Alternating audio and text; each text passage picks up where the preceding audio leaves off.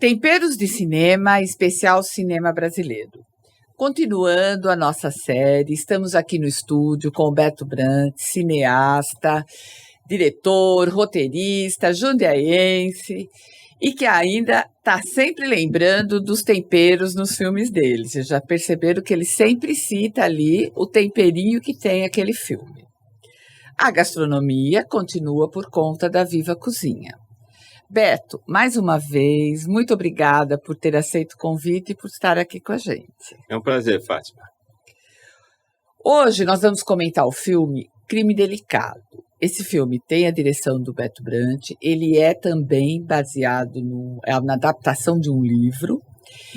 Ele conta a história do Antônio, que é um crítico de teatro muito sério, muito respeitado, e que num momento da vida dele ele conhece a Inês. A Inês é uma pessoa livre, de espírito livre, sensual.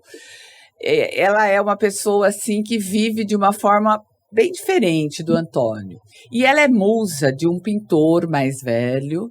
Ela é uma pessoa que tem uma deficiência física, mas ela é muito bonita, muito sensual, e ela desperta uma paixão que vai ter desfechos muito interessantes entre ela e o Antônio. Beto, conta pra gente sobre esse filme, que ele é tão delicado, assim como o nome dele, e ao mesmo tempo tão emblemático, né? Então, esse filme me foi proposto, né, pelo Marco Rica. Nós tínhamos feito O Invasor e nos demos muito bem no set, ficamos amigos e tal, e ele chegou com essa proposta de adaptar um livro de um escritor carioca chamado Sérgio Santana, né, que tem um texto bem elaborado, né, um machadiano, com parágrafos longos, descritivos e tal, o que faz com que a escritura do Sérgio seja muito descritiva de estados psicológicos, né? De coisas que estão por trás da cena. Ele começa a estabelecer raciocínios por trás daquela ação. Sim. Né? E é muito difícil adaptar, com certeza é muito difícil. É uma adaptação que sim, tem o espírito central do livro, mas que tem uma liberdade muito grande em recriação das cenas, em transformar aquilo que é uma descrição psicológica em ação, né? O filme, no caso do filme, no livro, a personagem tem uma leve defeito no andar, na perna, né? Que a gente popularmente fala que é coxa, mas não sei se é politicamente incorreto falar ou não, mas esse defeito do corpo, né, ele é muito sutil e que é muito bem descrito pelo Sérgio. Visualmente, essa sutileza não é tão expressiva. Naquele momento, conversando com Susana Schild, que é uma crítica de teatro, de cinema, ela me contou da Lilian Taublib, que é uma menina lá do Rio, que na ocasião é estudante de Direito, adora poesia, escreve muito poesia, e que tinha realmente um problema sério que ela teve na perna com 13 anos e teve que amputar a perna. E ela vivia com uma prótese, né? A atriz, né, vivia com uma prótese. Eu fui lá no Rio, conheci ela, me encantei, né, e trouxe ela para o filme. O personagem do pintor, né, na ocasião, Marçal me apresentou Felipe Ehrenberg, que era um grande artista mexicano que estava morando como adito cultural do México no Brasil. E sua mulher, que aparece no filme também rapidamente, é uma cozinheira atrevida, né, que tinha um paladar na casa dela. Recebiam os artistas mexicanos no Brasil, na casa do adito cultural. E ela era cozinheira, com uma grande conhecimento sobre literatura brasileira, né? Que a formação dela é em letras, jornalismo. Então, o que acontece? A gente construiu essa história com um personagem, o Marco Rica, que me propôs, e eu chamei duas pessoas reais. Sim. Inês Lilian, com o problema físico dela, né, traumático, uma coisa assim, que diminuía ela, né? Que ela fica muito... Tem um momento que o Sérgio escreve numa carta, que Antônio escreve para ela, que daquele que te quer inteira. Né? Então a Lília chorou na hora que ela leu essa carta, porque era tudo que ela queria que não fosse uma falta, que as pessoas olhassem ela como na sua integridade. Assim, eu sou assim, eu sou inteira assim, né? Então, o que acontece? O Marco atuou com uma mulher que tem isso, que tem uma sensibilidade forte para poesia, para tudo, para cantar, para dançar, inclusive. Ela dançava com as muletas. Ela tem uma cena no filme que ela dança com as muletas. E eu propus ao Felipe Ehrenberg que fizesse um padedê, como ele era uma sequência de quadros que ele fez, que ele se coloca dentro da história da pintura. O pintor sempre teve uma distância da modelo nua, que é quase um gênero da pintura, a questão da pintura do nu, tanto masculino ou feminino, que começou os pintores mais homens, e hoje em dia tem mulheres que pintam homens, ou mulheres mesmo, né? E a coisa mudou o mundo, mas de acordo com a história da pintura, o pintor vai se aproximando, né? Vai diminuindo essa distância, mas certamente há uma relação de poder, né? O pintor que comanda a nudez, que fica assim, para assim e tal, é uma, né? A pessoa, a modelo está vulnerável. E ele queria se colocar, para quebrar essa relação de poder, ele quis se pôr tão vulnerável quanto a modelo. Então ele se coloca, ele se trança com a mulher, como se fosse uma insinuação de uma posição erótica, e pinta, se olha o seu ponto de vista e pinta, né? E se coloca tão vulnerável. Pois então, eu propus para ele que ele fizesse esse mesmo tipo de pintura que ele estava fazendo uma série com a Lília. Então estabeleceu um jogo real de pintura entre os dois. Começamos a filmagem com isso, né? E o Marco Rica, que é o cara que tem essa cabeça machadiana do Sérgio Santana, teve que atuar com isso. E o filme ficou muito vivo, a construção dele ficou muito viva, porque havia uma ideia de filme, uma linha narrativa que envolvia esses três personagens. Sim. Né? Maurício Paroni de Castro, que é um dramaturgo, diretor da escola de SP, né, de São Paulo, de teatro, morou muito tempo na Itália, trabalhou com grandes diretores de teatro, me ajudou na concepção de algumas peças e nas críticas que o Antônio Martins faz sobre os espetáculos, né? Isso eu achei muito interessante, que você via uma cena e depois você via ele escrevendo a crítica, né? Quem escreve essa crítica, na verdade, é o Maurício Paroni. O roteiro tem muitas pessoas, o próprio Walter Carvalho, que é o fotógrafo, que é um cara muito inteligente, né? Walter Carvalho, que é diretor, hoje é diretor, mas naquela época ele estava mais como fotógrafo só. Hoje ele é os dois.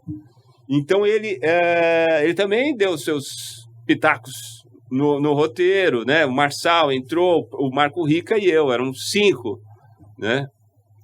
E tudo foi se construindo e tudo era vivo, né? O fato que é um jogo muito interessante que se dá, e até chega a uma cena de tribunal, né? Sim. Chega uma cena de tribunal, que também é outro gênero do cinema, é o filme de tribunal. Eu fiz meu filme de tribunal, Fátima. E aí o que eu queria falar para você do tempero, que tem no começo do filme, quando o personagem, o Antônio, conhece Inês, ele está num bar ali na Santa Cecília, em São Paulo, e ele vê ela conversando com amigos. Sim. Né? Num bar, tipo, como se ela fosse artista, né? Final de noite, depois de ter trabalhado, grupo de teatro, aquela coisa, estão no bar ali, né?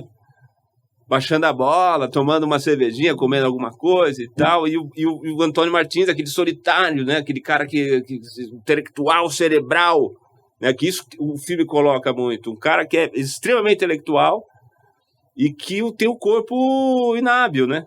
Ele não tem aptidão para o corpo dele se expressa mal, né? Apesar dele se expressar tão bem com palavra, texto. Com texto, E isso que é interessante do filme, o corpo versus a mente ali. E aí, no momento que ele tá olhando ela, que ele percebe ela e tal, que ela cruza o olhar com ela, ele tá com o sanduíche, ele dá uma mordida gigante, assim, mostrando todo o desejo que ele tem, carnal, por essa menina. Realmente, sempre tem um tempero, né? Não, esse filme, eu achei assim, ele trata de temas difíceis, fortes, né? Ele fala de estupro, tem a questão dela ser uma pessoa que tem um problema físico, mas assim, para mim, ele me pareceu como um filme leve, por causa da arte que é muito forte, tanto o artista com os quadros, como o teatro, que em várias sequências ele entra ali para explicar talvez um pouco do personagem do Marco Rica, né? Então, eu achei isso que dá uma leveza no filme. As peças todas falam dessa questão do corpo, né? Do direito de um sobre o corpo do outro, da linguagem do corpo, da suspeição, da traição, né? São 3 espetáculos que aparecem no filme, todos têm esse tema na dramaturgia, dessa pequena fragmento de peça que é encenada dentro do filme. E é um filme também que ele tem a cara de São Paulo, né? Porque ele foi filmado lá, mas é assim, mesmo que você não conheça o lugar, mas você sabe que aquilo está acontecendo em São Paulo. E é um filme não tem cenas externas, né? O filme é todo internas, né? Agora, Fábio, eu queria comentar um negócio que é o seguinte, a Lilian, quando terminou o filme, ela abriu mão da prótese, porque a prótese que ela usava na perna, né? Que acontece isso no filme, na cena. Porque a prótese dela não era uma prótese que dava autonomia para ela andar, como hoje em dia tem aquelas de grafite, de carbono, não sei das quantas, que, né? Tem pessoa até que corre com isso, né? No Paralimpíada e tal. A prótese dela era uma prótese que ela carregava, não dava autonomia, ela tinha que usar a muleta e ela usava a prótese para o olhar dos outros, para que o olhar do outro não fosse preconceituoso com ela, né? E você sabe que terminou o filme? Ela deixou a prótese, nunca mais usou. Sério? Então aquela cena do filme acaba sendo real, então. Sim, a cena que ela vai ela vai na exposição, o mexicano, né? o José Torres Campana, né, que é o nome do personagem, expõe a tela na Bienal. Nós conseguimos entrar na Bienal, botar na parede lá, tivemos autorização, fizemos como se ela estivesse participando da Bienal, e a personagem tira a prótese na frente da tela e deposita ali e abre mão e sai andando, e ela nunca mais pôs, depois daquele momento, nunca mais pôs a prótese. Nossa, que interessante! Botou no armário, depois de um dia jogou fora, queimou todas as fotos que ela tinha antes de perder a perna, qualquer foto que aparecesse, ela foi amputada, acho que com 13 anos, né? Então, tudo que aparecia ela com perna, ela se livrou. Ela fala no making off no DVD tem um making off, né? E ela comenta isso. E ela era atriz já? Não era, porque você falou que ela tinha feito direito, então eu fiquei em dúvida. Ela estava terminando o curso de direito, mas ela era uma pessoa, quando eu fui conhecê-la, ela tirou a prótese, dançou, leu poesia, cantou Chico Buarque, leu as poesias que ela escreveu. Ou seja, ela tem essa aptidão, mas é que tá. Ela não tinha nunca coragem de avançar sobre um território que para ela não fazia parte da possibilidade mesmo, preconceito, coisa. E o filme abriu isso para ela, né? Olha, que interessante. E já valeu a pena ter feito, só pela transformação que fez na vida da Lília, o filme já valeu muito a pena. Já valeu mesmo. E o artista também, aquilo que você falou da vulnerabilidade, do poder do artista com a modelo, ele explica isso no momento, ele fala isso, né? Ele fala porque ele participou na época que teve o terremoto no México, acho que era de 85, ele estava morando até no interior, né? no interior, assim, mesmo zona rural. E aí, quando teve terremoto, ele foi para Tepito, um bairro periférico lá, onde teve, não sei se é Tepitos, não lembro, e é uma região que sofreu muito com esse abalo sísmico, e teve muita gente vulnerável ali naquele, né, que perdeu as coisas e tal. Então ele foi para lá, foi morar nesse bairro para tentar ajudar as pessoas a se reorganizar, a reconstruir. Trabalho voluntário e tal. Então lá ele percebeu diversos aspectos sobre a violência, das pessoas que se aproveitaram da situação de vulnerabilidade daquelas pessoas. Então ele passou muito tempo que a pintura dele tinha a ver com essa violência.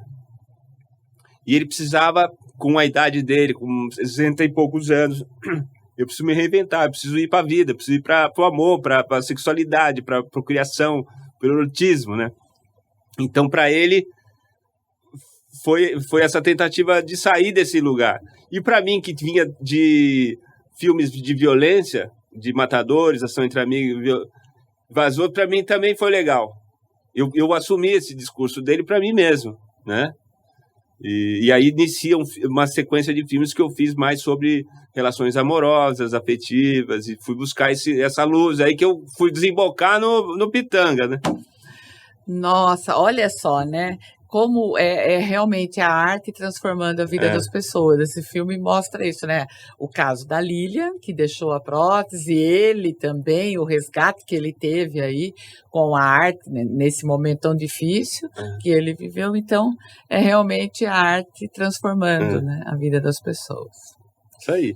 Olha, quem ficou interessado em ver o filme, tem um site chamado Filmelier. Tipo sommelier de vinho, que é Filmelier.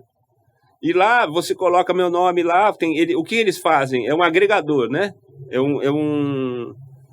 Ele tem os filmes, divide em programas, aí se botar meu nome aparece todos os filmes e em que plataforma ele está disponível. Ah, que interessante. Se está no iTunes, se está no Netflix, se está em que lugar está. Aí você clica lá o filme que você quer ver, ele vai te levar até a página da plataforma que o filme está disponível. Filmelier. Igual de sommelier. É. Beto, mais uma vez, muito obrigada. O papo de hoje também foi delicioso. Até a próxima semana, a gente comentando mais um filme. E agora a gente vai ficar com a Viva Cozinha, com mais uma receita aí, com os temperos, que o Beto sempre sugere algum tempero aqui pra gente. Beto, muito obrigada mais uma vez e até a próxima semana. Até a próxima. Agora vamos ver o que a Viva Cozinha escolheu dos sabores brasileiros para o filme de hoje. Ayla, mais uma vez, é uma delícia receber aqui você no nosso estúdio para falar uma receita da cozinha brasileira. Bom, muito obrigada mais uma vez. Hoje eu vou ensinar a fazer um lanche de queijo, né? Acho que tem tudo a ver aí com a cena do filme, mas eu vou dar uma diferenciada nesse lanche de queijo. Vamos fazer um lanche de queijo com cebola caramelizada e tomate confitado. A escolha dessa receita tem tudo a ver com o filme, porque hoje nós estamos comentando o filme Crime Delicado.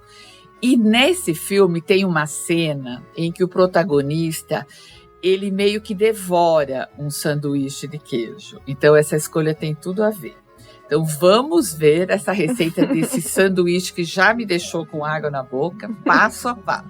Bom, eu escolhi essa receita para vocês hoje porque tanto a cebola caramelizada quanto o tomate confitado você pode usar para várias coisas, tá? Então assim, é um coringa. Essa cebola caramelizada, quem me conhece lá da Viva Cozinha sabe que eu sou fã. Eu adoro fazer uma cebolinha caramelizada. E ela exige um pouquinho de paciência, tá bom? Porque a cozinha exige paciência. Então, o que você vai fazer? Você vai pegar 2 cebolas, cortar em fatias bem finas. Você pode usar até um mandolim para te ajudar a cortar essa cebola. Então, você vai pegar uma panela, colocar 2 colheres de sopa de manteiga. Manteiga sem sal, eu sempre uso sem sal porque eu acho que é um coringa na cozinha, é mais fácil para você usar tanto para receita doce quanto para salgada, mas pode ser com sal aí se você tiver na sua casa. Então colocou essas 2 colheres de sopa de manteiga, colocou as 2 cebolas lá, deixa o fogo praticamente desligado, aquele fogo bem baixinho, e aí você vai mexendo de vez em quando. Não tem açúcar nessa cebola caramelizada. Ela vai caramelizar por ela mesma, tá? Então você vai deixar ela ali.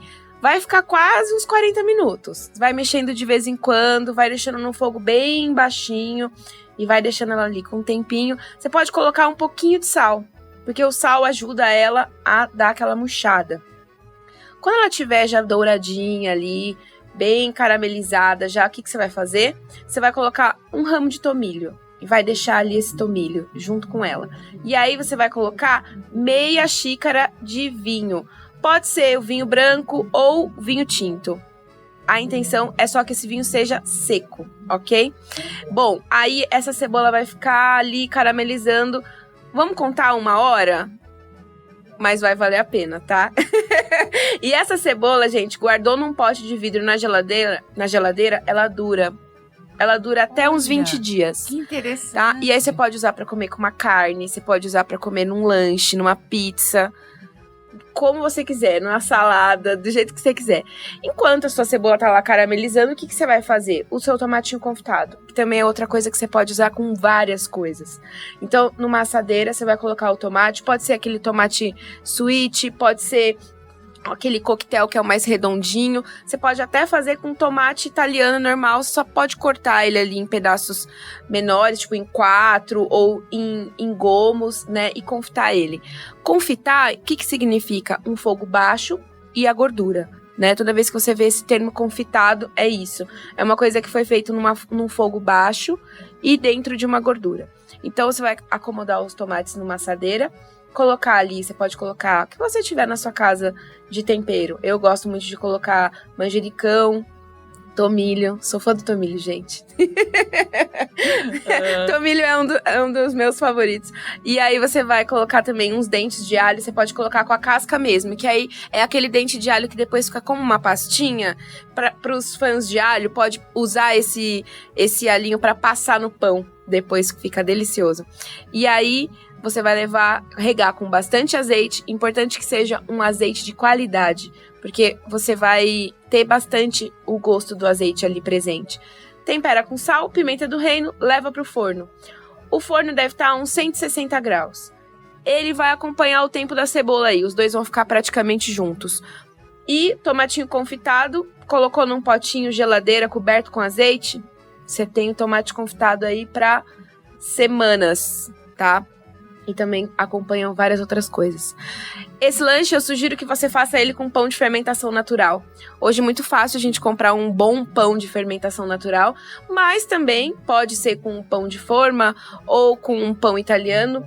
Então você vai precisar de uma frigideira, passar uma boa camada de manteiga ali, que, né, manteiga é sempre bom. Leva ele numa frigideira, dá uma chapeada nesse pão para ele ficar bem tostadinho. Aí você vai usar um queijo. Eu vou sugerir aqui um queijo meia cura. Um queijo brasileiro muito bom, né? Então a gente vai usar um queijo meia cura. Pode ser um queijo da Canastra também. Hoje temos queijos maravilhosos aí premiados da Canastra. Então você pode ralar ele no ralador na parte grossa, fazer uma camada desse queijo, colocar esse pão você vai colocar o pão, o queijo, e aí você vira com o queijo para baixo para ele derreter. Quando ele estiver bem derretidinho ali, você já vira, porque você não quer ele tostado duro. Aí você vai colocar a cebola caramelizada, os tomatinhos, faz outra fatia de pão tostadinho na manteiga, fecha, corta no meio e ó, tá pronto. Meu Deus.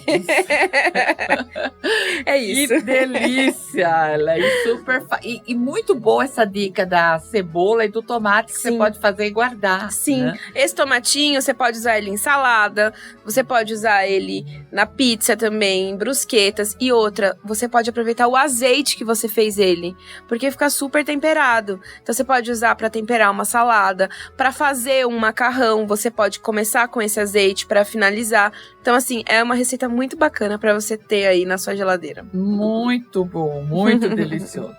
Obrigada mais uma vez, Ayla. Muito obrigada, Fátima. E até a próxima semana. Até! Não esqueça que a gente está no YouTube, no Spotify, no Portal JJ, no blog do Temperos. Então você tem como ver essa receita e outras que a Viva Cozinha já deixou lá. Então se inscreva no nosso canal, assim você pode acompanhar. Começa a seguir a gente no Spotify. E se você fizer a receita, se fizer qualquer receita que tenha lá, manda uma foto pra gente com a hashtag Programa Temperos de Cinema, que a gente vai publicar no nosso Instagram. Um abraço e até a próxima semana.